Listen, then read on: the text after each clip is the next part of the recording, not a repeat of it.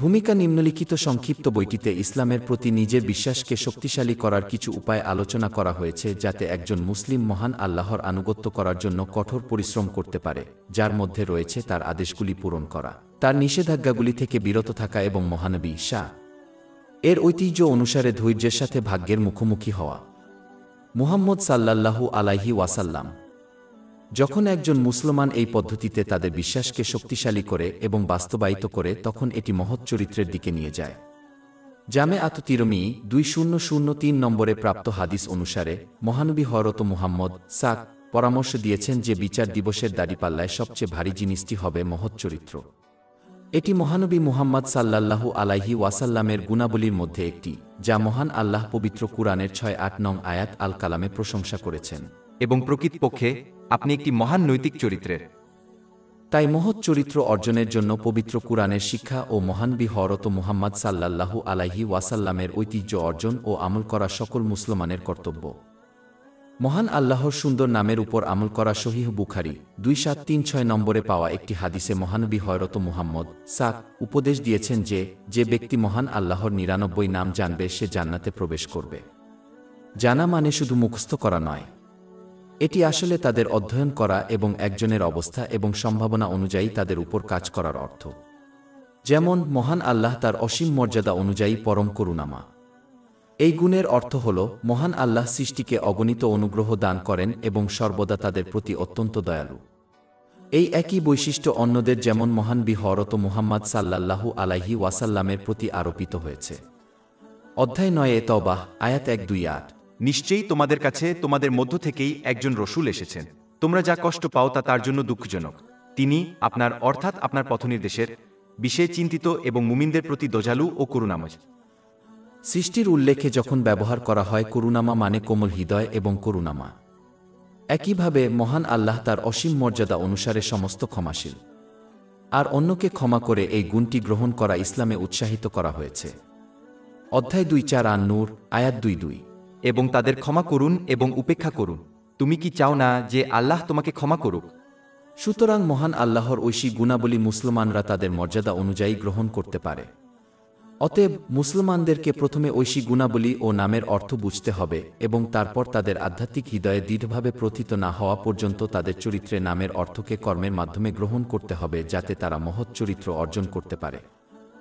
এই স্বর্গীয় নাম এবং গুণাবলীর উপর নিজের স্তর অনুসারে কাজ করা তাদের বিশ্বাসকে শক্তিশালী করবে এবং তাই মহান আল্লাহর প্রতি তাদের আনুগত্য, যার মধ্যে রয়েছে তার আদেশগুলি পূরণ করা, তার নিষেধাজ্ঞাগুলি থেকে বিরত থাকা এবং পবিত্র নবী মুহাম্মদের ঐতিহ্য অনুসারে ধৈর্যের সাথে ভাগ্যের মুখোমুখি হওয়া, তার উপর শান্তি ও বরকত বর্ষিত হোক। মহানবী মুহাম্মদ সাল্লাল্লাহু আলাইহি ওয়াসাল্লামের রেওয়ায়েতের উপর আমল করা, তার মহৎ নৈতিকতা ও আচার আচরণ জানা ও আমল করা মহানবী মুহাম্মদ সাল্লাল্লাহু আলাইহি ওয়াসাল্লামের স্বীকৃতির দিকে নিয়ে যায়। যে তাকে চিনতে পারবে সে কখনোই তার ঐতিহ্য ও সত্যকে সন্দেহ করবে না যা তাকে পাঠানো হয়েছিল। এটি একজন মুসলিমকে তার প্রতি প্রকৃত আন্তরিকতা অবলম্বন করতে পরিচালিত করে। সহিহ মুসলিম নং 196 পাওয়া একটি হাদিসে মহানবী হযরত মুহাম্মদ শাক উপদেশ দিয়েছেন যে ইসলাম হল মহানবী হযরত মুহাম্মদ শাক এর প্রতি আন্তরিকতা। এর মধ্যে রয়েছে তার ঐতিহ্যের উপর কাজ করার জন্য জ্ঞান অর্জনের চেষ্টা করা। এই রেওয়ায়েতগুলির মধ্যে রয়েছে আল্লাহ মহান, উপাসনার আকারে সম্পর্কিত এবং সৃষ্টির প্রতি তার আশীর্বাদপূর্ণ মহৎ চরিত্র। অধ্যায় 6-8 আল কালাম আয়াত 4। এবং প্রকৃতপক্ষে আপনি একটি মহান নৈতিক চরিত্রের। সর্বদা তার আদেশ ও নিষেধ মেনে নেওয়ার অন্তর্ভুক্ত। মহান আল্লাহ তাআলা এটাকে ফরজ করেছেন। অধ্যায় 5-9 আল হাশর আয়াত 7। আর রসূল তোমাদের যা দিয়েছেন তা গ্রহণ কর এবং যা নিষেধ করেছেন তা থেকে বিরত থাকো। আন্তরিকতার মধ্যে রয়েছে অন্য কারো কাজের চেয়ে তার ঐতিহ্যকে প্রাধান্য দেওয়া, কারণ মহানবী হযরত মুহাম্মদ শাক এর পথ ব্যতীত মহান আল্লাহর কাছে যাওয়ার সমস্ত পথ বন্ধ রয়েছে। অধ্যায় 3 আলে ইমরান আয়াত 3-1। বলুন, হে মুহাম্মদ, তোমরা যদি আল্লাহকে ভালোবাসো তবে আমাকে অনুসরণ কর, তাহলে আল্লাহ তোমাদের ভালোবাসবেন এবং তোমাদের পাপ ক্ষমা করবেন। একজনকে অবশ্যই তাদের সকলকে ভালোবাসতে হবে যারা তার জীবনকালে এবং তার মৃত্যুর পরে তাকে সমর্থন করেছিল, তারা তার পরিবার থেকে হোক বা তার সঙ্গী হোক, আল্লাহ তাদের সকলের প্রতি সন্তুষ্ট হন। যারা তার পথে হাঁটছেন এবং তার ঐতিহ্যের শিক্ষা দিয়েছেন তাদের সমর্থন করা তাদের জন্য কর্তব্য যারা তার প্রতি আন্তরিক হতে চান। আন্তরিকতার অন্তর্ভুক্ত যারা তাকে ভালোবাসে তাদের ভালোবাসা এবং যারা তার সমালোচনা করে তাদের অপছন্দ করা, নির্বিশেষে এই লোকেদের সাথে কারো সম্পর্ক। সহিহ বুখারী ১৬ নম্বরে পাওয়া একটি হাদিসে এই সমস্তটি সংক্ষিপ্ত করা হয়েছে। এটি উপদেশ দেয় যে একজন ব্যক্তি ততক্ষণ পর্যন্ত সত্যিকারের বিশ্বাস স্থাপন করতে পারে না যতক্ষণ না সে মহান আল্লাহকে এবং মহানবী হযরত মুহাম্মদ সাল্লাল্লাহু আলাইহি ওয়াসাল্লামকে সমগ্রের চেয়ে বেশি ভালোবাসে। সৃষ্টি শুধু কথায় নয়, কাজের মাধ্যমে এই ভালোবাসা দেখাতে হবে। সৎ কাজের আদেশ এবং মন্দ কাজের নিষেধ, একে অপরকে সত্য ও ধৈর্যের নির্দেশ দেওয়া এবং খারাপ কাজ থেকে নিষেধ করা ইসলামের প্রতি বিশ্বাসকে শক্তিশালী করে। সহিহ বুখারীর ২৬৮৬ নম্বর হাদিসে মহানবী হযরত মুহাম্মদ সাল্লাল্লাহু আলাইহি ওয়াসাল্লাম সতর্ক করে দিয়েছিলেন যে ভালো কাজের আদেশ ও অসৎ কাজের নিষেধের গুরুত্বপূর্ণ দায়িত্ব পালনে ব্যর্থতাকে বোঝা যায় দুটি স্তরপূর্ণ একটি নৌকার উদাহরণ দিয়ে। মানুষের নিচের স্তরের লোকেরা যখনই জল পেতে চায় তখনই উপরের স্তরের লোকদের বিরক্ত করে। তাই তারা নিচের স্তরে একটি গর্ত ড্রিল করার সিদ্ধান্ত নেয় যাতে তারা সরাসরি জল অ্যাক্সেস করতে পারে। উপরের স্তরের লোকেরা তাদের থামাতে ব্যর্থ হলে তারা অবশ্যই ডুবে যাবে। মুসলমানদের জন্য এটা গুরুত্বপূর্ণ যে তারা তাদের জ্ঞান অনুযায়ী মন্দ কাজের আদেশ এবং মন্দ কাজে নিষেধ করা কখনই পরিত্যাগ করবে না। একজন মুসলমানের কখনই বিশ্বাস করা উচিত নয় যে তারা যতক্ষণ পর্যন্ত মহান আল্লাহ তাআলার আনুগত্য করবে, অন্যান্য বিপদকামী লোকেরা তাদের উপর নেতিবাচক প্রভাব ফেলতে পারবে না। পচা আপেলের সাথে রাখলে একটি ভালো আপেল শেষ পর্যন্ত প্রভাবিত হবে। একইভাবে যে মুসলমান অন্যদেরকে ভালো কাজের আদেশ দিতে ব্যর্থ হয়, শেষ পর্যন্ত তাদের নেতিবাচক আচরণের দ্বারা প্রভাবিত হবে তা সূক্ষ্ম বা আপাত। এমনকি বৃহত্তর সমাজ গাফিল হয়ে গেলেও তাদের পরিবারের মতো তাদের নির্ভরশীল ব্যক্তিদের পরামর্শ দেওয়া ছেড়ে দেওয়া উচিত নয়, কারণ তাদের নেতিবাচক আচরণ কেবল তাদেরই বেশি প্রভাবিত করবে না, বরং এটি সুনানে আবু দাউদ ২৯২৮ নম্বরে পাওয়া একটি হাদিস অনুসারে সমস্ত মুসলমানের জন্য একটি কর্তব্য। এমনকি যদি একজন মুসলিম অন্যদের দ্বারা উপেক্ষা করা হয়, তাদের উচিত তাদের দায়িত্ব পালন করা উচিত তাদের নম্র উপায়ে পরামর্শ দিয়ে, যা শক্তিশালী প্রমাণ এবং জ্ঞান দ্বারা সমর্থিত। কেবলমাত্র এইভাবে তারা তাদের নেতিবাচক প্রভাব থেকে রক্ষা পাবে এবং বিচারের দিন ক্ষমা করা হবে। কিন্তু যদি তারা কেবল নিজের সম্পর্কে চিন্তা করে এবং অন্যের কাজকে উপেক্ষা করে, তবে আশঙ্কা করা হয় যে অন্যদের নেতিবাচক প্রভাবগুলি তাদের চূড়ান্ত বিপদগামী হতে পারে। এটা লক্ষ্য করা গুরুত্বপূর্ণ যে নিজের পরামর্শে কাজ করতে ব্যর্থ হওয়া বিশ্বাসকে শক্তিশালী হতে বাধা দেয়। সহিহ বুখারী ৩২৬৭ নম্বরে পাওয়া একটি হাদিসে মহানবী হযরত মুহাম্মদ সতর্ক করেছেন যে যে ব্যক্তি সৎ কাজের আদেশ ও অসৎ কাজে নিষেধ করার সময় নিজেদের উপদেশের বিরোধিতা করে তাকে জাহান্নামে শাস্তি দেওয়া হবে। শুধুমাত্র মহান আল্লাহর সন্তুষ্টির জন্য উপদেশ দিয়ে সৎকর্মশীল পূর্বসূরীদের পদাঙ্ক অনুসরণ না করে অনেকে অন্যান্য কারণে, যেমন জনপ্রিয়তা এবং পার্থিব জিনিস লাভের জন্য উপদেশ দিয়ে থাকেন। উদাহরণস্বরূপ, কিছু পণ্ডিত প্রায়শই সমাবেশ এবং অনুষ্ঠানের স্পটলাইটে থাকার চেষ্টা করে এবং তারা একটি কেন্দ্রীয় আসনের জন্য একটি আসনের প্রতি সন্তুষ্ট হন না, কারণ তারা একটি কেন্দ্রীয় আসন চান। যখন তাদের অভিপ্রায় এইরূপ হল, মহান আল্লাহ তাদের উপদেশের ইতিবাচক প্রভাব দূর করে দিলেন এবং এইভাবে তাদের এখন তাদের শ্রোতাদের উপর সামান্য ইতিবাচক প্রভাব নেই। এক কথা বলে অন্য কাজ না করে তাদের বাস্তব উদাহরণ দেখানো উচিত ছিল। এতে তাদের পরামর্শ অকার্যকর হয়ে পড়ে। অন্যকে আদেশ করার আগে মুসলমানদের সর্বদা তাদের নিজের পরামর্শ অনুযায়ী কাজ করার চেষ্টা করা উচিত, কারণ এই পদ্ধতিতে আচরণ করা মহান আল্লাহ ঘৃণা করেন। অধ্যায় ৬ আস-সাফ আয়াত ৩। আল্লাহর কাছে অত্যন্ত অপছন্দনীয় বিষয় হল তুমি এমন কথা বল যা তুমি কর না। এর অর্থ এই নয় যে অন্যকে পরামর্শ দেওয়ার আগে একজনকে অবশ্যই নিখুঁত হতে হবে, কারণ এটি সম্ভব নয়। পরিবর্তে তাদের উচিত তাদের উদ্দেশ্য সংশোধন করা এবং অন্যদের উপদেশ দেওয়ার আগে তাদের নিজের পরামর্শ অনুযায়ী কাজ করার চেষ্টা করে তাদের কর্মের মাধ্যমে এটি প্রমাণ করা। শুধুমাত্র এই মনোভাব থাকলেই তারা এই হাদিসে বর্ণিত শাস্তি থেকে বাঁচবে। এই নীতিতে কাজ করার ব্যর্থতার কারণে মুসলিমদের উপদেশ অকার্যকর হয়ে পড়েছে, যদিও বছরের পর বছর ধরে উপদেষ্টার সংখ্যা নাটকীয়ভাবে বৃদ্ধি পেয়েছে। পবিত্র কুরআন নিয়ে চিন্তা ও আমল করা ইমাম মুনজারির সচেতনতা ও আশঙ্কা ৩০ নম্বরে পাওয়া একটি হাদিসে মহানবী হযরত মুহাম্মদ পরামর্শ দিয়েছেন যে পবিত্র কুরআন বিচারের দিনে সুপারিশ করবে। যারা পৃথিবীতে তাদের জীবনকালে এটি অনুসরণ করে তাদের বিচারের দিন জান্নাতে নিয়ে যাওয়া হবে, কিন্তু যারা পৃথিবীতে তাদের জীবনকালে এটিকে অবহেলা করে তারা দেখতে পাবে যে এটি বিচারের দিনে তাদের জাহান্নামে ঠেলে দেবে। পবিত্র কুরআন একটি হেদায়েতের গ্রন্থ, এটা নিছক আবৃত্তির বই নয়। তাই মুসলমানদের অবশ্যই পবিত্র কুরআনের সমস্ত দিক পূরণ করার চেষ্টা করতে হবে যাতে এটি তাদের উভয় জগতের সাফল্যের দিকে পরিচালিত করে। প্রথম দিকটি হল সঠিকভাবে এবং নিয়মিত আবৃত্তি করা। দ্বিতীয় দিকটি হল এটি বোঝা। আর চূড়ান্ত দিক হল এর শিক্ষার উপর মহানবী হযরত মুহাম্মদ সাল্লাল্লাহু আলাইহি ওয়াসাল্লাম এর রেওয়ায়েত অনুযায়ী আমল করা। যারা এরূপ আচরণ করে তাদেরকেই দুনিয়ার প্রতিটি অসুবিধার মধ্য দিয়ে সঠিক পথনির্দেশের সুসংবাদ দেওয়া হয় এবং বিচার দিবসে এর সুপারিশ করা হয়। কিন্তু এই হাদিস দ্বারা সতর্ক করা হয়েছে পবিত্র কুরআন কেবলমাত্র তাদের জন্য পথনির্দেশ ও রহমত, যারা মহানবী হযরত মুহাম্মদ সাল্লাল্লাহু আলাইহি ওয়াসাল্লামের রেওয়ায়েত অনুযায়ী সঠিকভাবে এর দিকগুলোর উপর আমল করে। কিন্তু যারা এর অপব্যাখ্যা করে এবং পার্থিব জিনিস যেমন খ্যাতি অর্জনের জন্য তাদের ইচ্ছানুযায়ী কাজ করে, তারা কিয়ামতের দিন এই সঠিক নির্দেশনা এবং এর সুপারিশ থেকে বঞ্চিত হবে। প্রকৃতপক্ষে উভয় জগতে তাদের সম্পূর্ণ ক্ষতি কেবল ততক্ষণ বৃদ্ধি পাবে যতক্ষণ না তারা আন্তরিকভাবে অনুতপ্ত হয়।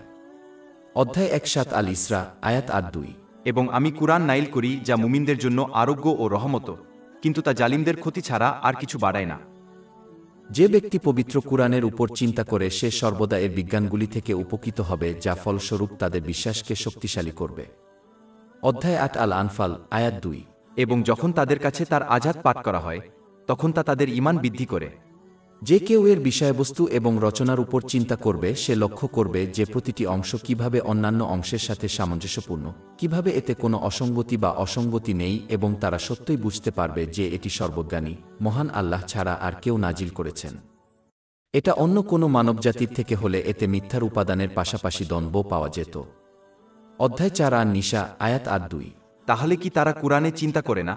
এটা যদি আল্লাহ ব্যতীত অন্য কারো পক্ষ থেকে হতো তবে তারা এর মধ্যে অনেক বৈপরীত্য দেখতে পেত। মহান আল্লাহ তাআলা মুসলমানদেরকে পবিত্র কুরআন নিয়ে চিন্তা করার নির্দেশ দিয়েছেন, যার অর্থ সাবধানতার সাথে চিন্তা করা, এই গুরুত্বপূর্ণ কাজে মনোযোগ ও সময় দেওয়া, এর বক্তৃতা এবং তাদের বাস্তবিক প্রভাব নিয়ে চিন্তা করা।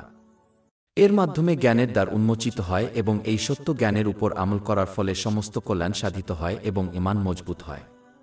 এই চিন্তার মাধ্যমে একজন মুসলিম তাদের প্রভু এবং তার নিখুঁত গুণাবলীকে চিনতে পারবে, যা তার প্রতি তাদের আনুগত্য বৃদ্ধি করে। তারা সেই পথ শিখবে যা উভয় জগতে মহান আল্লাহর রহমতের দিকে নিয়ে যায়। যারা এই পথে চলে তাদের বৈশিষ্ট্য এবং তাদের জন্য সংরক্ষিত অপার করুণা। এই চিন্তার মাধ্যমে তারা তাদের শত্রুদেরকে চিনতে পারবে, অর্থাৎ শয়তান, তাদের অন্তর্নিহিত এবং বিপদগামী মানুষ। তারা উভয় জগতের শাস্তির দিকে নিয়ে যাওয়া পথ। যারা এই বিপদগামী পথে চলে তাদের বৈশিষ্ট্য এবং তাদের চূড়ান্ত পরিণতি পর্যবেক্ষণ করবে। তারা এই বিপদকে যত বেশি চিনবে, মহান আল্লাহর প্রতি তাদের আনুগত্য তত বেশি হবে। একজন মুসলমান যত বেশি পবিত্র কুরআনের উপর চিন্তাভাবনা করে তাদের ঈমান, জ্ঞান ও কর্ম ততই বৃদ্ধি পায়। এ কারণেই মহান আল্লাহ এই গুরুত্বপূর্ণ কাজের আদেশ ও উৎসাহ দিয়েছেন এবং প্রকৃতপক্ষে এটাই ঐশী ওহীর উদ্দেশ্য। অধ্যায় ৩ আর দুঃখজনক, শ্লোক ২-৯। এটি একটি বরকতময় কিতাব যা আমি আপনার প্রতি অবতীর্ণ করেছি, যাতে তারা এর আযাদসমূহের প্রতি চিন্তা ভাবনা করে এবং বুদ্ধিমানদেরকে স্মরণ করিয়ে দেওয়া হয়। ইসলামিক জ্ঞান অর্জন ও তার উপর আমল করা একটি মহান বিভ্রান্তি যা মানুষকে মহান আল্লাহর আনুগত্য করতে বাধা দেয়, তা হল অজ্ঞতা। এটা যুক্তি দেওয়া যেতে পারে যে এটি প্রতিটি পাপের উৎপত্তি, কারণ যে ব্যক্তি সত্যই পাপের পরিণতি জানে সে কখনই সেগুলি করবে না। এটি সত্যিকারের উপকারী জ্ঞানকে বোঝায়, যা এমন জ্ঞান যার উপর কাজ করা হয়। প্রকৃতপক্ষে সমস্ত জ্ঞান যার উপর আমল করা হয় না তা উপকারী জ্ঞান নয়। যে ব্যক্তি এই আচরণ করে তার উদাহরণ পবিত্র কুরআনে এমন একটি গাধা হিসাবে বর্ণনা করা হয়েছে যা জ্ঞানের বই বহন করে যা উপকার করে না। অধ্যায় ৬ আল জুমুয়াহ, আয়াত ৫। অতঃপর তা গ্রহণ না করা, জ্ঞানের উপর আমল করেনি, এমন একটি গাধার মতো যে বিয়ের ভলিউম বহন করে। যে ব্যক্তি তাদের জ্ঞানের ভিত্তিতে কাজ করে সে খুব কমই পিছলে যায় এবং ইচ্ছাকৃতভাবে পাপ করে। প্রকৃতপক্ষে যখন এটি ঘটে তখন এটি শুধুমাত্র অজ্ঞতার একটি মুহূর্ত দ্বারা সৃষ্ট হয়, যেখানে একজন ব্যক্তি তাদের জ্ঞানের উপর কাজ করতে ভুলে যায়, যার ফলে তারা পাপ করে। মহানবী হযরত মুহাম্মদ শাক একবার জামে আত তিরমিজি 2322 নম্বরে পাওয়া একটি হাদিসে জাহেলিয়াতের গুরুতরতা তুলে ধরেছিলেন।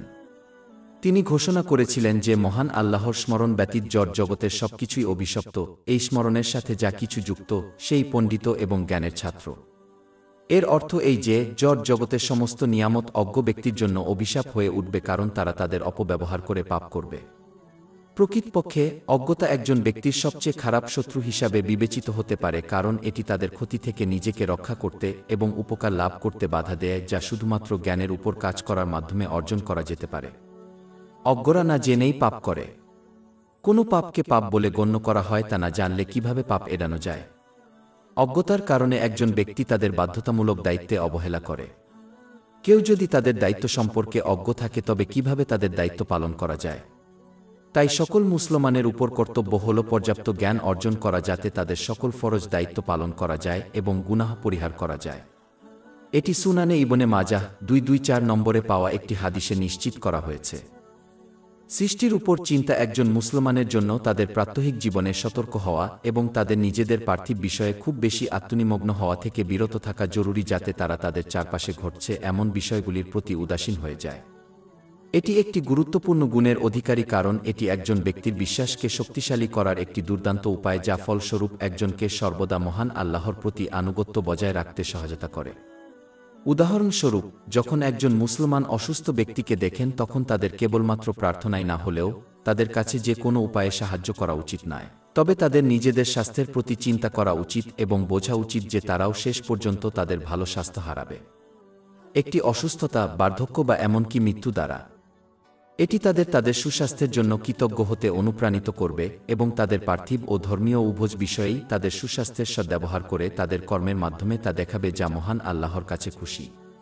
তারা যখন একজন ধনী ব্যক্তির মৃত্যু দেখেন তখন তাদের কেবল মৃত ব্যক্তি এবং তাদের পরিবারের জন্য দুঃখ বোধ করা উচিত নয়, বরং তারা বুঝতে পারে যে একদিন তাদের অজানা তারাও মারা যাবে।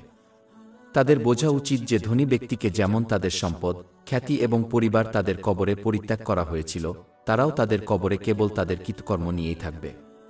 এটি তাদের কবর ও পরকালের জন্য প্রস্তুত হতে উৎসাহিত করবে। এই মনোভাব একজন পর্যবেক্ষণ করে এমন সমস্ত জিনিসের ক্ষেত্রে প্রয়োগ করা যেতে পারে এবং করা উচিত। একজন মুসলমানের উচিত তাদের চারপাশের সবকিছু থেকে শিক্ষা নেওয়া উচিত যা পবিত্র কুরআনে উপদেশ দেওয়া হয়েছে। অধ্যায় 3 আলে ইমরান, আয়াত 191। এবং আসমান ও জমিনের সৃষ্টি সম্পর্কে চিন্তা করুন, বলুন, হে আমাদের পালনকর্তা, আপনি এটিকে উদ্দেশ্যহীনভাবে সৃষ্টি করেননি। আপনি এমন কিছুর উপরে মহিমান্বিত, তারপর আমাদেরকে আগুনের শাস্তি থেকে রক্ষা করুক।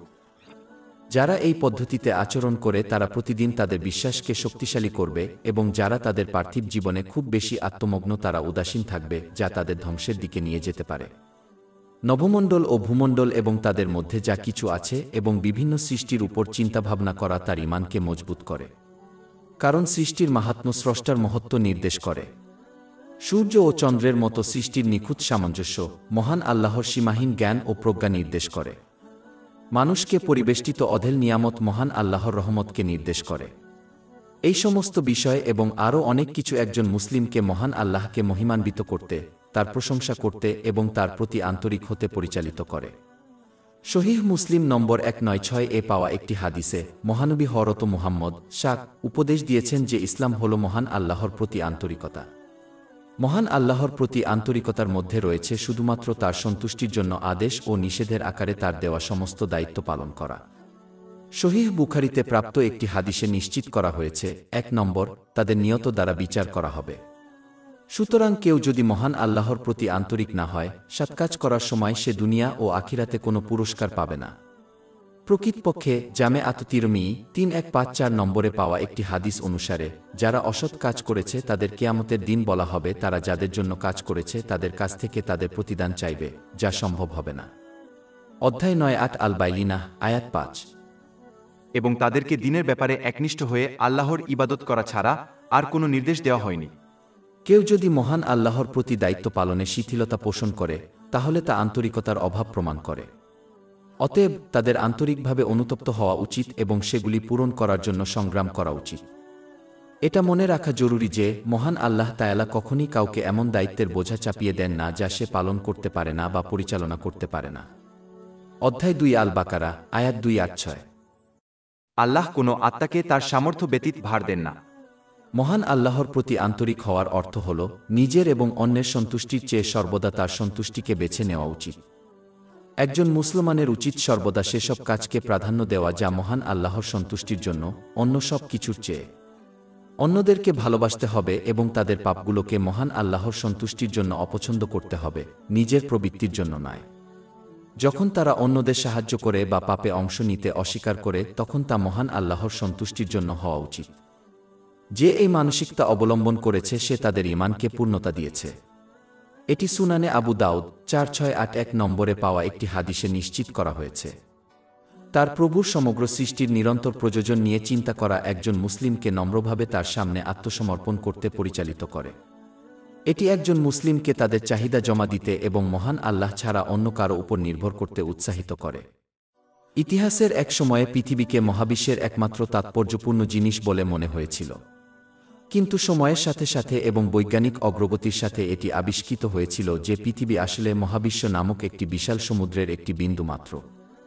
মুসলমানদের জন্য এই বৈজ্ঞানিক শিক্ষাগুলি বোঝা গুরুত্বপূর্ণ, কারণ এটি একজনকে ভালো বৈশিষ্ট্য গ্রহণ করতে অনুপ্রাণিত করে, যেমন মহান আল্লাহর অসীম ক্ষমতার উপর আস্থা। যখন একজন মুসলমান সমস্যার সম্মুখীন হয় এবং মহান আল্লাহর সাহায্য নিয়ে প্রশ্ন করে, তখন তাদের উচিত মহাবিশ্বের আকার এবং এতে কত প্রাণী রয়েছে তা নিয়ে চিন্তা করা। পৃথিবী একটি সৌরজগতের একটি একক গ্রহ যা অনেকগুলি গ্রহ এবং একটি নক্ষত্র দ্বারা গঠিত। অনেক সৌরজগৎ একটি গ্যালাক্সি তৈরি করে। অনেক ছায়াপথ মহাবিশ্ব তৈরি করে। একজন মুসলিম দৃঢ়ভাবে বিশ্বাস করে যে এই সমস্ত জিনিস সৃষ্টি করা হয়েছে এবং কোনো অংশীদার বা সাহায্য ছাড়াই মহান আল্লাহ তাআলা টিকিয়ে রেখেছেন। যখন একজন মুসলমান এই বিষয়ে গভীরভাবে চিন্তা করে, তখন তাদের উপলব্ধি করা উচিত যে মহান আল্লাহ যদি সমগ্র মহাবিশ্বকে কোনো কিছু বঞ্চিত না করে বা সমন্বয়হীন হয়ে টিকিয়ে রাখতে পারেন, তবে তিনি তাদের সমস্যা ও অসুবিধারও যত্ন নিতে পারেন। বিধান এমন একটি জিনিস যা লোকেরা প্রায়শই চাপ দেয় এবং কিছু ক্ষেত্রে এই চাপ তাদের বেআইনি উৎস থেকে বিধান খোঁজার জন্য প্ররোচিত করে। যখনই একজন মুসলমান এই চাপের সম্মুখীন হয়, তাদের উচিত মহাবিশ্ব এবং অগণিত সৃষ্টির প্রতি চিন্তা করা, যার জন্য মহান আল্লাহ নিরন্তর বিধান প্রদান করেন। যদি তিনি এটি করেন, তবে কেন একজনের সন্দেহ করা উচিত যে তিনি এমন একজন ব্যক্তির জন্য বিধান দেবেন না যার শুধুমাত্র নিজেকে টিকিয়ে রাখার জন্য কয়েকটি জিনিস প্রয়োজন। সমস্যার সম্মুখীন হওয়ার সময় এক ধাপ পিছিয়ে যাওয়া এবং এই তথ্যগুলো মূল্যায়ন করা হল মানসিক চাপ দূর করার এবং মহান আল্লাহর প্রতি আস্থাকে শক্তিশালী করার একটি চমৎকার উপায়। পবিত্র কুরআনে এবং মহানবী হযরত মুহাম্মদ সাল্লাল্লাহু আলাইহি ওয়াসাল্লামের হাদিসে শিক্ষা পাওয়া যায়, যেমন মহান আল্লাহ তাআলার প্রতিশ্রুতি সৃষ্টিকে নিরবচ্ছিন্ন রিজিক প্রদানের। অধ্যায় 2 আল আনকাবুত আয়াত 6। এবং কত প্রাণী তার নিজের রিজিক বহন করে না, আল্লাহ তার জন্য এবং আপনার জন্য রিজিক করেন। কিন্তু এই শিক্ষার সত্যতা মহাবিশ্বের মতো সৃষ্টিতেও পাওয়া যায়। অধ্যায় 3 আলে ইমরান আয়াত 190। নিশ্চয় নভমণ্ডল ও ভূমণ্ডল সৃষ্টিতে এবং রাত ও দিনের আবর্তনে নিদর্শন রয়েছে বুদ্ধিমানদের জন্য। অতএব মুসলমানদের জন্য এটি গুরুত্বপূর্ণ যে প্রথমে ঐশী কিতাবের শিক্ষাগুলি শেখা এবং তার উপর আমল করা এবং তারপর সৃষ্টির উপর চিন্তা করা। এটি একজনের বিশ্বাসকে শক্তিশালী করার দিকে পরিচালিত করবে, যার মধ্যে রয়েছে মহান আল্লাহর প্রতি বিশ্বাসকে শক্তিশালী করা। মহান আল্লাহর অনুগ্রহ সম্পর্কে চিন্তা করা। কোনো প্রাণী মহান আল্লাহর অগণিত অনুগ্রহ থেকে মুক্ত নয় এবং সেগুলি নিয়ে চিন্তা করা তার প্রতি বিশ্বাসকে শক্তিশালী করে। বিশ্বাস একজনকে মহান আল্লাহর অনুগ্রহের জন্য সত্যিকারের কৃতজ্ঞতা প্রকাশ করতে উৎসাহিত করে, যা তার বিশ্বাসকে আরও শক্তিশালী করে। এটি ঘটে কারণ সত্যিকারের কৃতজ্ঞতার সাথে জড়িত প্রতিটি আশীর্বাদ ব্যবহার করা যা মহান আল্লাহকে খুশি করার উপায় দেওয়া হয়েছে। এটাই সত্যিকারের আনুগত্যের সারমর্ম যা তার প্রতি একজনের বিশ্বাসকে শক্তিশালী করে। একজন মুসলিম যত বেশি কৃতজ্ঞ হবে, তারা তত বেশি আশীর্বাদ পাবে যা তাদের বিশ্বাসকে শক্তিশালী করে। অধ্যায় 1 ইব্রাহিম আয়াত 7। এবং মনে কর, যখন তোমার পালনকর্তা ঘোষণা করেছিলেন, যদি তুমি কৃতজ্ঞ হও তবে আমি অবশ্যই তোমাকে বাড়িয়ে দেব। সৃষ্টির প্রতি আন্তরিকতা। ইসলামের শিক্ষা অনুযায়ী সৃষ্টির প্রতি আন্তরিকতা ও দয়া ঈমানকে শক্তিশালী করে। এটি সহিহ মুসলিম নম্বর 196 প্রাপ্ত একটি হাদিসে ইঙ্গিত করা হয়েছে, যেখানে মহানবী মুহাম্মদ সাল্লাল্লাহু আলাইহি ওয়াসাল্লাম উপদেশ দিয়েছেন যে ইসলাম হল সাধারণ জনগণের প্রতি আন্তরিকতা। এর মধ্যে রয়েছে সর্বদা তাদের জন্য সর্বোত্তম কামনা করা এবং একজনের কথা এবং কাজের মাধ্যমে এটি দেখানো। এতে অন্যদেরকে ভালো কাজ করার উপদেশ দেওয়া, মন্দ কাজ থেকে নিষেধ করা, অন্যদের প্রতি সর্বদা করুণাময় ও সদয় হওয়া অন্তর্ভুক্ত। সহিহ মুসলিমের 170 নম্বরে পাওয়া একটি হাদিস দ্বারা এর সংক্ষিপ্তসার করা যেতে পারে। এটি সতর্ক করে যে একজন ব্যক্তি ততক্ষণ পর্যন্ত সত্যিকারের বিশ্বাসী হতে পারে না যতক্ষণ না তারা নিজের জন্য যা চায় তা অন্যদের জন্য ভালোবাসে। মানুষের প্রতি আন্তরিক হওয়া এতটাই গুরুত্বপূর্ণ যে সহিহ বুখারীর 5-7 নম্বর হাদিস অনুসারে মহানবী হযরত মুহাম্মদ ফরজ সালাত কায়েম করা এবং ফরজ সাদকা দান করার পর এই দায়িত্ব অর্পণ করেছেন। শুধুমাত্র এই হাদিস থেকেই এর গুরুত্ব অনুধাবন করা যায়, কারণ এতে দুটি অত্যাবশ্যকীয় ফরজ দায়িত্ব রাখা হয়েছে। এটি মানুষের প্রতি আন্তরিকতার একটি অংশ যে কেউ যখন খুশি হয় তখন খুশি হয় এবং যখনই তারা দুঃখিত হয় ততক্ষণ পর্যন্ত তাদের মনোভাব ইসলামের শিক্ষার সাথে সাংঘর্ষিক না হয়। আন্তরিকতার একটি উচ্চ স্তরের মধ্যে রয়েছে অন্যের জীবনকে আরও ভালো করার জন্য চরম সীমাতে যাওয়া, এমনকি যদি এটি নিজেকে অসুবিধায় ফেলে। উদাহরণস্বরূপ, অভাবগ্রস্তদের সম্পদ দান করার জন্য কেউ কিছু জিনিস ক্রয় ত্যাগ করতে পারে। সর্বদা ভালোর দিকে মানুষকে একত্রিত করার আকাঙ্ক্ষা এবং প্রচেষ্টা করা অন্যদের প্রতি আন্তরিকতার একটি অংশ। অন্যদিকে অন্যদেরকে বিভক্ত করা শয়তানের বৈশিষ্ট্য। অধ্যায় ১-৭ আল ইসরা, আয়াত ৫-৩। শয়তান অবশ্যই তাদের মধ্যে বিভেদ বপন করতে চায়। মানুষকে একত্রিত করার একটি উপায় হল অন্যের দোষত্রুটি ঢেকে রাখা এবং গোপনে তাদের পাপের বিরুদ্ধে উপদেশ দেওয়া। যারা এইভাবে কাজ করে তাদের গুনাহগুলো মহান আল্লাহ তাআলা আবৃত করে দেন। জামে আত তিরমিজি ১৪২৬ নম্বরে পাওয়া একটি হাদিসে এটি নিশ্চিত করা হয়েছে। যখনই সম্ভব একজনকে দিনের দিক এবং দুনিয়ার গুরুত্বপূর্ণ দিকগুলি অন্যদেরকে উপদেশ দেওয়া এবং শেখানো উচিত যাতে তাদের পার্থিব ও ধর্মীয় উভয় জীবনই উন্নত হয়। অন্যদের প্রতি একজনের আন্তরিকতার প্রমাণ হল যে তারা তাদের অনুপস্থিতিতে তাদের সমর্থন করে, উদাহরণস্বরূপ অন্যের অপবাদ থেকে, অন্যদের থেকে দূরে সরে যাওয়া এবং শুধুমাত্র নিজের সম্পর্কে চিন্তা করা একজন মুসলিমের মনোভাব নয়। আসলে বেশিরভাগ প্রাণী এভাবেই আচরণ করে। এমনকি যদি কেউ পুরো সমাজকে পরিবর্তন করতে না পারে তবে তারা তাদের জীবনে তাদের আত্মীয়-স্বজন এবং বন্ধুদের মতো সাহায্য করার জন্য আন্তরিক হতে পারে। সহজ কথায়, একজনকে অন্যদের সাথে এমন আচরণ করতে হবে যেভাবে তারা চায় মানুষ তাদের সাথে আচরণ করুক। অধ্যায় ২-৮ আল কাসাস, আয়াত ৭-৭। আর তুমি সৎকর্ম কর যেমন আল্লাহ তোমার প্রতি মঙ্গল করেছেন। প্রকৃতপক্ষে একজন মুসলমান ততক্ষণ পর্যন্ত প্রকৃত মুমিন হতে পারে না যতক্ষণ না তারা নিজের জন্য যা পছন্দ করে তা অন্যদের জন্যও ভালোবাসে। এটি সহিহ বুখারী ১-৩ নম্বর হাদিসে প্রাপ্ত একটি হাদিসে নিশ্চিত করা হয়েছে। এর অর্থ এই নয় যে একজন মুসলমান যদি এই বৈশিষ্ট্যটি গ্রহণ করতে ব্যর্থ হয় তবে তারা তাদের ঈমান হারাবে। এর অর্থ হল একজন মুসলমানের ঈমান পূর্ণ হবে না যতক্ষণ না তারা এই উপদেশের উপর আমল করবে। এই হাদিসটি আরও ইঙ্গিত করে যে একজন মুসলিম তাদের ঈমানকে পূর্ণ করতে পারবে না যতক্ষণ না তারা নিজের জন্য যা অপছন্দ করে তা অন্যদের জন্যও অপছন্দ করে। এটি সহিহ মুসলিমে পাওয়া আরেকটি হাদিস দ্বারা সমর্থিত, নম্বর ৬৫৮৬। এটি পরামর্শ দেয় যে মুসলিম জাতি একটি দেহের মতো। শরীরের একটি অংশে ব্যথা হলে শরীরের বাকি অংশ ব্যথা ভাগ করে নেয়। এই পারস্পরিক অনুভূতির মধ্যে রয়েছে অন্যের জন্য ভালোবাসা এবং ঘৃণা করা যা একজন নিজের জন্য পছন্দ করে এবং ঘৃণা করে। একজন মুসলিম তখনই এই মর্যাদা অর্জন করতে পারে যখন তাদের অন্তর হিংসাবিদ্বেষ থেকে মুক্ত থাকে। এই মন্দ বৈশিষ্ট্যগুলি সর্বদা একজনকে নিজের জন্য আরও ভালো কামনা করতে বাধ্য করবে। সুতরাং বাস্তবে এই হাদিসটি একটি ইঙ্গিত দেয় যে ক্ষমাশীল হওয়া এবং হিংসাবিদ্বেষের মতো মন্দ বৈশিষ্ট্যগুলিকে দূর করার মতো ভালো বৈশিষ্ট্য অবলম্বন করে অন্তরকে পরিশুদ্ধ করতে হবে। এটি কেবলমাত্র পবিত্র কুরআনের শিক্ষা এবং মহানবী হযরত মুহাম্মদ সাল্লাল্লাহু আলাইহি ওয়াসাল্লামের ঐতিহ্য শেখার এবং আমল করার মাধ্যমেই সম্ভব। মুসলমানদের জন্য এটা বোঝা গুরুত্বপূর্ণ যে অন্যের জন্য ভালো চাওয়া তাদের ভালো জিনিস হারাতে হবে। মহান আল্লাহর ভাণ্ডারের কোনো সীমা নেই, তাই স্বার্থপর ও লোভী মানসিকতা অবলম্বনের প্রয়োজন নেই। অন্যদের জন্য ভালো কামনা করার মধ্যে অন্যদের সাহায্য করার জন্য প্রচেষ্টা করা অন্তর্ভুক্ত, যেমন আর্থিক বা মানসিক সমর্থন, যেভাবে একজন ব্যক্তি তাদের প্রয়োজনের মুহূর্তে অন্যদের সাহায্য করতে চান। তাই এই ভালোবাসা শুধু কথায় নয়, কাজের মাধ্যমে দেখাতে হবে। এমনকি যখন একজন মুসলিম মন্দ কাজ থেকে নিষেধ করে এবং অন্যের ইচ্ছার পরিপন্থী উপদেশ দেয় তখন তাদের উচিত এমনভাবে করা উচিত যেমন তারা চায় অন্যরা তাদের সদয় উপদেশ দিক। পূর্বে উল্লেখ করা হয়েছে, আলোচ্য প্রধান হাদিসটি পারস্পরিক ভালোবাসা এবং যত্নের বিরোধিতাকারী সমস্ত খারাপ বৈশিষ্ট্যগুলি দূর করার গুরুত্ব নির্দেশ করে, যেমন হিংসা। হিংসা হল যখন একজন ব্যক্তি একটি নির্দিষ্ট আশীর্বাদের অধিকারী হতে চায় যা শুধুমাত্র তখনই পাওয়া যায় যখন তা অন্য কারো কাছ থেকে কেড়ে নেওয়া হয়। এই মনোভাব মহান আল্লাহ কর্তৃক মনোনীত নিয়ামত বিতরণের জন্য একটি সরাসরি চ্যালেঞ্জ। এ কারণে এটি একটি বড় গুনাহ এবং হিংসাকারীর নেক আমলকে ধ্বংসের দিকে নিয়ে যায়। সুনান আবু দাউদ 4903 নম্বরে পাওয়া একটি হাদিসে এটিকে সতর্ক করা হয়েছে। যদি একজন মুসলিম অন্যের কাছে থাকা হালাল জিনিসগুলি কামনা করতে হয় তবে তাদের উচিত অন্য ব্যক্তিকে না হারিয়ে একই বা অনুরূপ জিনিস দেওয়ার জন্য মহান আল্লাহর কাছে প্রার্থনা করা এবং প্রার্থনা করা উচিত। আশীর্বাদ এই ধরনের ঈর্ষা বৈধ এবং ধর্মের দিক থেকে প্রশংসনীয়। সহিহ মুসলিম 1896 নম্বরে পাওয়া একটি হাদিসে এটি উপদেশ দেওয়া হয়েছে।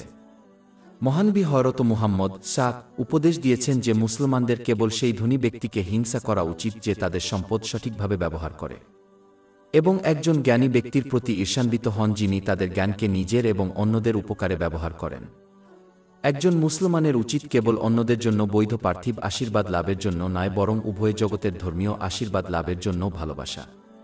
প্রকৃতপক্ষে যখন কেউ অন্যদের জন্য এটি কামনা করে, তখন এটি তাকে মহান আল্লাহর আনুগত্যের জন্য, তার আদেশ পালনের মাধ্যমে, তার নিষেধাজ্ঞাগুলি থেকে বিরত থাকার এবং ধৈর্যের সাথে ভাগ্যের মোকাবিলা করার জন্য আরও কঠোর প্রচেষ্টা করতে উৎসাহিত করে। এই ধরনের সুস্থ প্রতিযোগিতা ইসলামে স্বাগত জানানো হয়েছে। অধ্যায় ৩ আল মুতাফিফিন, আয়াত ২-৬। সুতরাং এর জন্য প্রতিযোগীদের প্রতিযোগিতা করতে দিন। এই অনুপ্রেরণা একজন মুসলিমকে তাদের চরিত্রের কোনো ত্রুটি খুঁজে বের করতে এবং দূর করার জন্য নিজেদের মূল্যায়ন করতে অনুপ্রাণিত করবে। যখন এই দুটি উপাদান অর্থকে একত্রিত করে, মহান আল্লাহর প্রতি আন্তরিক আনুগত্যের জন্য প্রচেষ্টা করা এবং নিজের চরিত্রকে পরিশুদ্ধ করা, এটি উভয় জগতেই সাফল্যের দিকে নিয়ে যায়। তাই একজন মুসলমানকে শুধুমাত্র মৌখিকভাবে নিজের জন্য যা চায় তা অন্যদের জন্য ভালোবাসার দাবি করা উচিত নয়, বরং তাদের কর্মের মাধ্যমে তা দেখাতে হবে। আশা করা যায় যে এইভাবে অন্যের জন্য উদ্বিগ্ন সে উভয় জগতে মহান আল্লাহর উদ্বেগ লাভ করবে।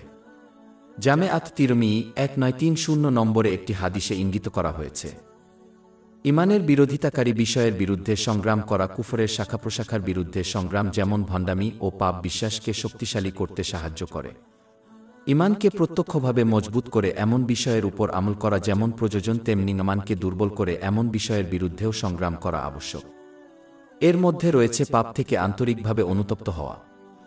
আন্তরিক অনুশোচনার মধ্যে রয়েছে অনুশোচনা বোধ করা, মহান আল্লাহর কাছে ক্ষমা চাওয়া এবং যার সাথে অন্যায় করা হয়েছে, পাপ বা অনুরূপ পাপ পুনরায় না করার দৃঢ় প্রতিশ্রুতি দেওয়া এবং আল্লাহর সম্মানে লঙ্ঘিত যে কোনো অধিকার পূরণ করা।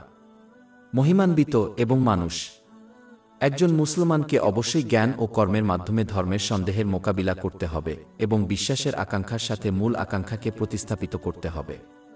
এর কারণ হল সত্যিকারের সাফল্যের আকাঙ্ক্ষা কেবলমাত্র মূল ইচ্ছা ত্যাগ করে এবং তাদের বিরোধিতা করার মাধ্যমেই সত্যিকার অর্থে আসতে পারে। যখন একজন মুসলিম সন্দেহ ও ভিত্তির আকাঙ্ক্ষার শিকার হওয়া থেকে নিজেদেরকে বিরত রাখে, তখন তাদের ঈমান দৃঢ় ও পূর্ণ হয়ে ওঠে। মুসলমানদের অবশ্যই অবিচল থাকতে হবে যখনই তারা তাদের শত্রুদের দ্বারা আক্রান্ত হয়, যেমন শয়তান, তাদের ভিতরের শয়তান এবং যারা তাদেরকে মহান আল্লাহর অবাধ্যতার দিকে আমন্ত্রণ জানা। যখনই এই শত্রুদের দ্বারা প্রলুব্ধ হয়, তখনই একজন মুসলমানের মহান আল্লাহর আনুগত্য থেকে মুখ ফিরিয়ে নেওয়া উচিত নয়। পরিবর্তে তাদের উচিত মহান আল্লাহর আনুগত্যের উপর অটল থাকা, যার মধ্যে রয়েছে তার আদেশ পালন করা, তার নিষেধ থেকে বিরত থাকা এবং ধৈর্যের সাথে ভাগ্যের মুখোমুখি হওয়া। এটি এমন স্থান, জিনিস এবং লোকদের এড়িয়ে চলার মাধ্যমে অর্জন করা হয় যারা তাদেরকে পাপ এবং মহান আল্লাহর অবাধ্যতার দিকে আমন্ত্রণ ও প্রলুব্ধ করে। শয়তানের ফাঁদ থেকে বেঁচে থাকা শুধুমাত্র ইসলামী জ্ঞান অর্জন ও তার উপর আমল করার মাধ্যমেই অর্জিত হয়। একটি পথে একইভাবে ফাঁদ শুধুমাত্র অনুরূপভাবে জ্ঞানের অধিকারী দ্বারা এড়ানো যায়। শয়তানের ফাঁদ থেকে বাঁচতে ইসলামী জ্ঞানের প্রয়োজন। উদাহরণস্বরূপ, একজন মুসলিম পবিত্র কুরআন তেলাওয়াত করার জন্য অনেক সময় ব্যয় করতে পারে, কিন্তু তাদের অজ্ঞতার কারণে তারা গীবত করার মতো পাপের মাধ্যমে তাদের সৎ কাজগুলি না বুঝেই ধ্বংস করতে পারে। একজন মুসলিম এই আক্রমণগুলির মুখোমুখি হতে বাধ্য, তাই তাদের উচিত তাদের জন্য প্রস্তুত করা উচিত মহান আল্লাহর আন্তরিক আনুগত্যের মাধ্যমে এবং বিনিময়ে একটি অগণিত পুরস্কার লাভ করা। যারা তার সন্তুষ্টির জন্য এইভাবে সংগ্রাম করে, তাদের জন্য মহান আল্লাহ সঠিক পথনির্দেশের নিশ্চয়তা দিয়েছেন। অধ্যায় 2 আল আনকাবুত, আয়াত 6। এবং যারা আমাদের জন্য চেষ্টা করে, আমরা অবশ্যই তাদের আমাদের পথ দেখাব। অথচ অজ্ঞতা ও অবাধ্যতার সাথে এসব আক্রমণের মুখোমুখি হওয়া কেবল উভয় জগতেই অসুবিধা ও অসম্মানের দিকে নিয়ে যাবে। একইভাবে একজন সৈনিক যার কাছে আত্মরক্ষার জন্য কোনো অস্ত্র নেই, সে পরাজিত হবে। একজন অজ্ঞ মুসলমানের কাছে এই আক্রমণের মুখোমুখি হওয়ার সময় আত্মরক্ষার জন্য কোনো অস্ত্র থাকবে না, যার ফলে তাদের পরাজয় ঘটবে। অথচ জ্ঞানী মুসলমানকে সবচেয়ে শক্তিশালী অস্ত্র প্রদান করা হয়, যাকে পরাস্ত করা যায় না বা প্রহার করা যায় না, অর্থাৎ মহান আল্লাহর আন্তরিক আনুগত্য। এটি কেবলমাত্র আন্তরিকভাবে ইসলামী জ্ঞান অর্জন এবং তার উপর আমল করার মাধ্যমেই অর্জিত হয়। বিশ্বাসের উৎকর্ষে পৌঁছানোর চেষ্টা করা সহিহ মুসলিমে 9 নম্বরে পাওয়া একটি দীর্ঘ হাদিসে মহানবী হযরত মুহাম্মদ শাহ ইহসানের অর্থ ব্যাখ্যা করেছেন, যার অর্থ শ্রেষ্ঠত্ব হিসেবে অনুবাদ করা যেতে পারে। এই শ্রেষ্ঠত্ব বলতে আল্লাহ মহান এবং সৃষ্টির প্রতি একজনের আচরণ ও আচরণকে বোঝায়। পবিত্র কুরআন জুড়ে শ্রেষ্ঠত্বের সাথে কাজ করার কথা বলা হয়েছে, যেমন অধ্যায় 10 ইউনুস, আয়াত 2-6। যারা উত্তম কাজ করেছে তাদের জন্য সর্বোত্তম পুরস্কার এবং অতিরিক্ত। সহিহ মুসলিমের 449 ও 450 নম্বর হাদিসে মহানবী হযরত মুহাম্মদ শাহ এই আয়াতের ব্যাখ্যা করেছেন, মহিমান্বিত এই পুরস্কার সেই মুসলিমদের জন্য উপযুক্ত যারা শ্রেষ্ঠত্বের সাথে কাজ করে। যেমন শ্রেষ্ঠত্ব মানে একজনের জীবন পরিচালনা করা, যেন তারা মহান আল্লাহকে সাক্ষ্য দিতে পারে, সর্বদা তাদের বাহ্যিক ও অভ্যন্তরীণ সত্তাকে পর্যবেক্ষণ করে। যে ব্যক্তি একটি শক্তিশালী কর্তৃপক্ষ তাদের পর্যবেক্ষণ করতে পারে, সে কখনই তাদের ভয়ে খারাপ আচরণ করবে না। প্রকৃতপক্ষে মহানবী হযরত মুহাম্মদ একবার কাউকে পরামর্শ দিয়েছিলেন যেন তারা সর্বদা এমন আচরণ করে যেন তারা প্রতিনিয়ত একজন ধার্মিক ব্যক্তির দ্বারা পরিলক্ষিত হয় যা তারা সম্মান করে। ইমাম তাবারানীর আল মুজাম আল কাবির 5539 নম্বরে পাওয়া একটি হাদিসে এটির পরামর্শ দেওয়া হয়েছে। যে ব্যক্তি এই পদ্ধতিতে কাজ করবে সে খুব কমই পাপ করবে এবং সর্বদা ভালো কাজের দিকে ধাবিত হবে। এই মনোভাব মহান আল্লাহর ভয় সৃষ্টি করে এবং দুনিয়াতে পরীক্ষার আগুন এবং পরকালে জাহান্নামের আগুন থেকে ঢাল হিসেবে কাজ করে। এই সতর্কতা নিশ্চিত করবে যে কেউ কেবল মহান আল্লাহর প্রতি তাদের সমস্ত কর্তব্য পালন করবে না, বরং এটি তাদের সৃষ্টির প্রতি তাদের দায়িত্ব পালনে উৎসাহিত করবে, যার শিখর হল আন্তরিকভাবে অন্যদের সাথে সদয় আচরণ করা। এই ব্যক্তি জামিআত তিরমিজি 251 নম্বরে পাওয়া হাদিসটি পূরণ করবে, যা উপদেশ দেয় যে একজন ব্যক্তি ততক্ষণ পর্যন্ত সত্যিকারের ঈমানদার হতে পারে না যতক্ষণ না সে নিজের জন্য যা পছন্দ করে তা অন্যদের জন্য পছন্দ করে। শ্রেষ্ঠত্বের এই স্তরটি নিশ্চিত করে যে একজন ব্যক্তি সঠিক নিয়তে কাজ করে, যা সহিহ বুখারীতে পাওয়া হাদিস অনুসারে বিশ্বাসের ভিত্তি। নম্বর 1, যে ব্যক্তি ভালো কাজ করে এবং সঠিক নিয়তে ভালো আচরণ প্রদর্শন করে তার জন্য সাফল্য নিশ্চিত করা হয়, মহান আল্লাহকে খুশি করার জন্য। একজন ব্যক্তি যত বেশি ভালো কাজ করবে তার ঈমান ততই মজবুত হবে যতক্ষণ না তারা এমন একজন মুসলিম হয়ে ওঠে যারা গাফিলতি থেকে দূরে থাকে এবং ইসলামের শিক্ষা অনুযায়ী তাদের পরকাল ও পার্থিব জীবনকে সুন্দর করার জন্য সর্বদা সংগ্রাম করে থাকে। আশঙ্কা করা হয় যে যারা মহান আল্লাহ থেকে মুখ ফিরিয়ে নিয়েছে তাদেরকে এই পুরস্কারের বিপরীতে দেওয়া হবে। যেহেতু তারা মহান আল্লাহ তাআলার সর্বব্যাপী দৃষ্টিকে ভয় না করে জীবনযাপন করেছে, তারা আখেরাতে তাকে দেখতে পাবে না। অধ্যায় 3 আল মুতাফিফিন আয়াত 1-5। না, নিশ্চয়ই তাদের পালনকর্তার পক্ষ থেকে সেদিন তারা বিভক্ত হবে। যারা মহান ব্যক্তিকে সাক্ষ্য প্রদানের মতো কাজ করার জন্য তাদের তালিকা শুরু করতে হবে, তাদের উদ্ধৃত মূল অংশে প্রদত্ত উপদেশের দ্বিতীয় অংশের উপর আমল করতে হবে। এই সাহসিকভাবে বিশ্বাস করা উচিত যে মহান আল্লাহ সর্বদা তাদের শক্তিশালী করছেন। যদিও এই অবস্থা তার চেয়ে নিম্ন স্তরের, যে ব্যক্তি এমনভাবে কাজ করে তারা মহান আল্লাহকে পালন করে, কোনো অংশে কম নয়। এটি মহান আল্লাহকে সত্যিকারের ভয়কে অবলম্বন করার একটি উপায়। যেমনটি আগে উল্লেখ করা হয়েছে, এই মনোভাব একজনকে পাপ থেকে প্রতিপালিত রাখা হবে এবং সৎ প্রতি মন্তব্য করবে। ইমাম তানান আল মুজাম আল কাবির 7935 নম্বরে মহানবী হযরত মুহাম্মদ উচ্চপদস্থ উচ্চারণ ওয়াসাল্লাম এর পরামর্শ অনুযায়ী এই ব্যক্তি চেষ্টা চালিয়ে যাবেন কিয়ামতের দিন তাকে ছায়া দান করবেন। উচ্চাভিলাষী মহান ঐশ্বরিক উপস্থিতি বর্ণনার উল্লেখ করা হয়েছে, যেমন অধ্যায় 5-7 আল হাদিদ আয়াত 4। আপনি যেখানেই থাকুন না কেন তিনি আপনার সাথে আছেন, আর তোমরা যা কর আল্লাহ তা দেখেন। মহানবী হযরত মুহাম্মদ সাল্লাল্লাহু আলাইহি ওয়াসাল্লাম বহু হাদিসে মহান আল্লাহর ঐশী উপস্থিতি সম্পর্কে প্রকৃত সচেতনতা অবলম্বন করার পরামর্শ দিয়েছেন। উদাহরণস্বরূপ সহিহ বুখারী 7405 নম্বরে পাওয়া একটি ঐশী হাদিসে মহান আল্লাহ ঘোষণা করেছেন যে তিনি তার সাথে আছেন যে তাকে স্মরণ করে। এই কারণেই হিলিয়াত আল আউলিয়া খণ্ড 1 পৃষ্ঠা 84 এবং 85 এ বিশ্বস্ত সেনাপতি আলী বিন আবু তালিব রাদিয়াল্লাহু আনহু সম্পর্কে বর্ণিত হয়েছে যে তিনি চাকচিক্য ও আডম্বর থেকে দূরে ছিলেন। জড় জগতের এবং শুধুমাত্র একাকী রাতে সান্ত্বনা পাওয়া, অর্থ তিনি মানুষের সাহচর্যের চেয়ে মহান আল্লাহর সাহচর্য চেয়েছিলেন।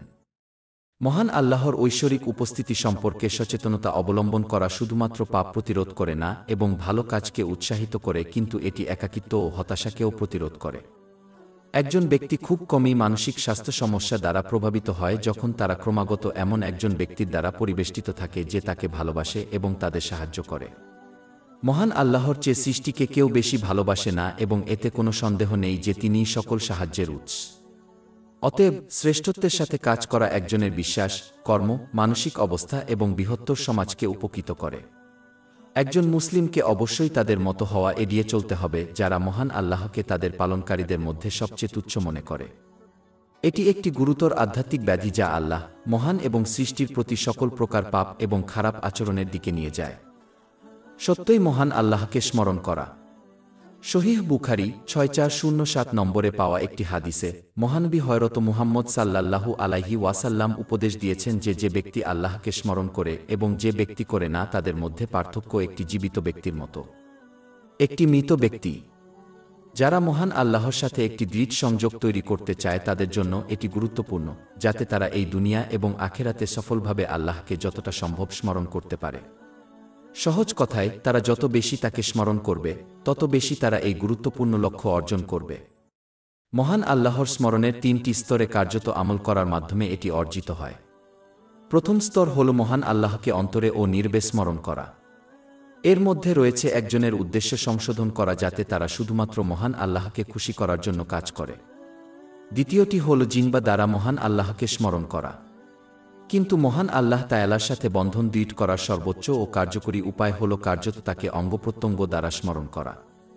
তার আদেশ পালনের মাধ্যমে, তার নিষেধ থেকে বিরত থাকার মাধ্যমে এবং মহানবী হযরত মুহাম্মদ সাল্লাল্লাহু আলাইহি ওয়াসাল্লামের রেওয়ায়েত অনুযায়ী ধৈর্যের সাথে নিয়তির মোকাবেলা করার মাধ্যমে এটি অর্জন করা হয়। এর জন্য একজনকে ইসলামিক জ্ঞান অর্জন ও তার উপর আমল করতে হবে, যা উভয় জগতের সকল কল্যাণ ও সাফল্যের মূল। যারা প্রথম 2 স্তরে থাকবে তারা তাদের নিয়তের উপর নির্ভর করে পুরস্কার পাবে, কিন্তু তারা আল্লাহর স্মরণের 3য় এবং সর্বোচ্চ স্তরে না যাওয়া পর্যন্ত তাদের ঈমান ও তাকওয়ার শক্তি বাড়ানোর সম্ভাবনা নেই। ইসলামের শ্রেষ্ঠত্ব বোঝা। ইসলাম মহৎ, উত্তম ও পবিত্র। এর বিশ্বাস সঠিক এবং সবচেয়ে উপকারী। এটি যে নৈতিকতা এবং আচরণ প্রচার করে তা সর্বোত্তম এবং সবচেয়ে সুন্দর। এটি যে ক্রিয়া এবং বক্তৃতাকে উৎসাহিত করে তা সমস্ত সৃষ্টির জন্য সর্বোত্তম এবং সর্বাধিক ন্যায়সঙ্গত। উদাহরণস্বরূপ, সুনানে আন-নাসাই 4998 নম্বরে পাওয়া একটি হাদিসে মহানবী মুহাম্মদ সাল্লাল্লাহু আলাইহি ওয়াসাল্লাম একজন সত্যিকারের মুসলিম এবং একজন প্রকৃত মুমিনের লক্ষণের পরামর্শ দিয়েছেন। একজন প্রকৃত মুসলমান সেই ব্যক্তি যে তাদের মৌখিক ও শারীরিক ক্ষতি অন্যদের থেকে দূরে রাখে। এটি প্রকৃতপক্ষে তাদের ধর্ম নির্বিশেষে সমস্ত লোককে অন্তর্ভুক্ত করে। এতে এমন সব ধরনের মৌখিক ও শারীরিক পাপ রয়েছে যা অন্যের ক্ষতি বা কষ্টের কারণ হতে পারে। এর মধ্যে অন্যদের সর্বোত্তম উপদেশ দিতে ব্যর্থ হওয়া অন্তর্ভুক্ত হতে পারে, কারণ এটি অন্যদের প্রতি আন্তরিকতার বিরোধিতা করে, যা সুনানে আন-নাসাই 4204 নম্বরে পাওয়া একটি হাদিসে নির্দেশ দেওয়া হয়েছে। এতে অন্যদেরকে মহান আল্লাহকে অমান্য করার উপদেশ দেওয়া এবং এর ফলে তাদেরকে পাপের দিকে আমন্ত্রণ জানানো অন্তর্ভুক্ত। একজন মুসলিমের এই আচরণ এড়ানো উচিত, কারণ তাদের খারাপ পরামর্শের উপর কাজ করা প্রত্যেক ব্যক্তির জন্য তাদের হিসাব নেওয়া হবে। সহিহ মুসলিম 2351 নম্বরে পাওয়া একটি হাদিসে এ বিষয়ে সতর্ক করা হয়েছে। শারীরিক ক্ষতির মধ্যে রয়েছে অন্যের জীবিকার সমস্যা সৃষ্টি করা, প্রতারণা করা, অন্যকে প্রতারণা করা এবং শারীরিক নির্যাতন করা। এই সমস্ত বৈশিষ্ট্য ইসলামী শিক্ষার পরিপন্থী এবং এড়িয়ে চলতে হবে। আলোচ্য প্রধান হাদিস অনুসারে একজন প্রকৃত মুমিন সেই ব্যক্তি যে অন্যের জানমাল থেকে নিজেদের ক্ষতিকে দূরে রাখে। আবার এটি তাদের ধর্ম নির্বিশেষে সকল মানুষের জন্য প্রযোজ্য। এর মধ্যে চুরি করা, অপব্যবহার করা বা অন্যের সম্পত্তি এবং জিনিসপত্রের ক্ষতি করা অন্তর্ভুক্ত। যখনই কাউকে অন্য কারো সম্পত্তির উপর অর্পণ করা হয়, তখন তাদের অবশ্যই নিশ্চিত করতে হবে যে তারা শুধুমাত্র মালিকের অনুমতি নিয়ে এবং মালিকের কাছে খুশি এবং সম্মত উপায়ে এটি ব্যবহার করছে। সুনানে আন-নাসাই নং 5421 এর একটি হাদিসে মহানবী হযরত মুহাম্মদ সতর্ক করেছেন যে ব্যক্তি অন্যের সম্পত্তি অবৈধভাবে হস্তগত করে তা মিথ্যা শপথের মাধ্যমে, যদিও তা একটি ডালের মতোই হয়, গাছ জাহান্নামে যাবে। উপসংহারে পৌঁছানোর জন্য একজন মুসলমানকে অবশ্যই তাদের মৌখিকভাবে বিশ্বাসের ঘোষণাকে কর্মের সাথে সমর্থন করতে হবে, কারণ সেগুলি একজনের বিশ্বাসের দৈহিক প্রমাণ যা বিচারের দিনে সফলতা পাওয়ার জন্য প্রয়োজন হবে। উপরন্তু একজন মুসলমানের উচিত আল্লাহ মহান এবং মানুষের প্রতি প্রকৃত বিশ্বাসের বৈশিষ্ট্যগুলি পূরণ করা। মানুষের প্রতি সম্মানের ক্ষেত্রে এটি অর্জনের একটি চমৎকার উপায় হল অন্যদের সাথে এমন আচরণ করা যা তারা মানুষের দ্বারা আচরণ করতে চায়, যা সম্মান এবং শান্তির সাথে। ইসলামের শ্রেষ্ঠত্ব নিয়ে চিন্তাভাবনার মাধ্যমে আল্লাহ তাআলা মুসলমানদের অন্তরে ঈমানকে সুশোভিত করেন এবং তা তাদের কাছে প্রিয় করে তোলেন। অধ্যায় 49 আল হুজুরাত আয়াত 7। কিন্তু আল্লাহ তোমাদের কাছে ঈমানকে প্রিয় করেছেন এবং তোমাদের অন্তরে তা আনন্দদায়ক করেছেন এবং কুফর, অবাধ্যতা ও অবাধ্যতাকে তোমাদের জন্য ঘৃণ্য করেছেন। তারাই সঠিক পথপ্রাপ্ত। এই ভালোবাসা একজনকে আন্তরিকতার মাধ্যমে এবং বাহ্যিকভাবে এমন কর্মের মাধ্যমে যা মহান আল্লাহকে সন্তুষ্ট করে, উভয়ই নিজেকে অভ্যন্তরীণভাবে সাজাতে পরিচালিত করে। উপসংহার: সকল মুসলমানেরই ইসলামে বিশ্বাস আছে, কিন্তু তাদের বিশ্বাসের শক্তি ব্যক্তিভেদে পরিবর্তিত হয়। উদাহরণস্বরূপ, যে ব্যক্তি ইসলামের শিক্ষা অনুসরণ করে কারণ তাদের পরিবার তাদের বলেছিল যে তারা প্রমাণের মাধ্যমে এটিকে বিশ্বাস করে, তার মতো নয়। যে ব্যক্তি কোনো কিছুর কথা শুনেছে সে সেইভাবে বিশ্বাস করবে না যেভাবে নিজের চোখে প্রত্যক্ষ করেছে। সুনানে ইবনে মাজাহ 224 নম্বরে পাওয়া একটি হাদিসে নিশ্চিত করা হয়েছে, দরকারি জ্ঞান অর্জন করা সমস্ত মুসলমানের জন্য একটি কর্তব্য। এর একটি কারণ হল একজন মুসলমান ইসলামের প্রতি তাদের বিশ্বাসকে মজবুত করতে পারে, এটাই সর্বোত্তম উপায়। এটি অনুসরণ করা গুরুত্বপূর্ণ কারণ একজনের বিশ্বাসের নিশ্চিততা যত বেশি শক্তিশালী, তারা সঠিক পথে অবিচল থাকার সম্ভাবনা তত বেশি, বিশেষত যখন অসুবিধার মুখোমুখি হয়। উপরন্তু সুনানে ইবনে মাজাহ 3849 নম্বর হাদিসে পাওয়া যায় এমন একটি সর্বোত্তম জিনিস হিসাবে বিশ্বাসের নিশ্চিত হওয়াকে বর্ণনা করা হয়েছে। এই জ্ঞানটি পবিত্র কুরআন এবং মহানবী হযরত মুহাম্মদ এর হাদিস অধ্যয়নের মাধ্যমে অর্জন করা উচিত। একটি নির্ভরযোগ্য সূত্রের মাধ্যমে তার উপর শান্তি ও বরকত বর্ষিত হোক। মহান আল্লাহ পবিত্র কোরআনে শুধু একটি সত্য ঘোষণা করেননি, বরং উদাহরণের মাধ্যমে এর প্রমাণও দিয়েছেন। অতীতের জাতির মধ্যে যে উদাহরণগুলি পাওয়া যায় তা নয়, উদাহরণগুলি যা নিজের জীবনে স্থাপন করা হয়েছে। উদাহরণস্বরূপ, পবিত্র কুরআনে মহান আল্লাহ উপদেশ দিয়েছেন যে কখনো কখনো একজন ব্যক্তি কোনো জিনিসকে ভালোবাসে যদিও তা পেয়ে গেলে তাকে কষ্ট দেয়। একইভাবে তারা একটি জিনিস ঘৃণা করতে পারে যখন তাদের জন্য অনেক ভাল লুকিয়ে আছে। অধ্যায় 2 আল বাকারা, আয়াত 216। কিন্তু সম্ভবত আপনি একটি জিনিস ঘৃণা করেন এবং এটি আপনার জন্য ভালো, এবং সম্ভবত আপনি একটি জিনিস পছন্দ করেন এবং এটি আপনার জন্য খারাপ, আর আল্লাহ জানেন, অথচ তোমরা জান না। ইতিহাসে এই সত্যের অনেক উদাহরণ রয়েছে, যেমন হুদাইবার চুক্তি। কিছু মুসলিম বিশ্বাস করেছিল যে এই চুক্তিটি, যা মক্কার অমুসলিমদের সাথে করা হয়েছিল, সম্পূর্ণভাবে পরবর্তী গোষ্ঠীর পক্ষে হবে। তবুও ইতিহাস স্পষ্টভাবে দেখায় যে এটি ইসলাম এবং মুসলমানদের পক্ষপাতী ছিল। এই ঘটনাটি সহিহ বুখারী 2731 এবং 2732 নম্বরে পাওয়া হাদিসে আলোচনা করা হয়েছে। কেউ যদি তাদের নিজের জীবন নিয়ে চিন্তা করে, তবে তারা অনেক উদাহরণ খুঁজে পাবে যখন তারা বিশ্বাস করেছিল যে কিছু ভালো ছিল যখন এটি তাদের জন্য খারাপ ছিল, এবং এর বিপরীতে। এই উদাহরণগুলি এই আয়াতের সত্যতা প্রমাণ করে এবং একজনের বিশ্বাসকে শক্তিশালী করতে সহায়তা করে। আরেকটি উদাহরণ পাওয়া যায় অধ্যায় 7 আন-নাজিয়াত, আয়াত 4-6। যেদিন তারা বিচার দিবস দেখবে, যেদিন তারা তার একটি বিকেল বা একটি সকাল ছাড়া জগতে অবস্থান করেনি। ইতিহাসের পাতা উল্টালে তারা স্পষ্ট দেখতে পাবে কিভাবে বড় বড় সাম্রাজ্য এসেছে এবং গেছে, কিন্তু যখন তারা চলে গেল তখন এমনভাবে চলে গেল যেন তারা ক্ষণিকের জন্য পৃথিবীতেই ছিল। তাদের কয়েকটি চিহ্ন বাদে সবগুলি এমনভাবে বিবর্ণ হয়ে গেছে যেন তারা পৃথিবীতে প্রথম স্থানে ছিল না।